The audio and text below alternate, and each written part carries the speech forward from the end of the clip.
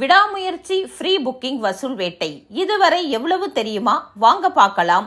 பெரிதும் எதிர்பார்க்கப்படும் அஜித் குமாரின் விடாமுயற்சி திரைப்படம் வருகிற 6ஆம் தேதி பிரம்மாண்டமாக வெளிவர உள்ளது.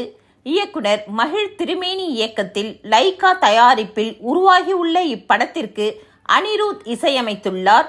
மேலும் த்ரிஷா, அர்ஜுன், ரெஜினா மற்றும் ஆரவ் உள்ளிட்ட பலரும் இப்படத்தில் முக்கிய கதாபாத்திரங்களில் நடித்துள்ளனர்.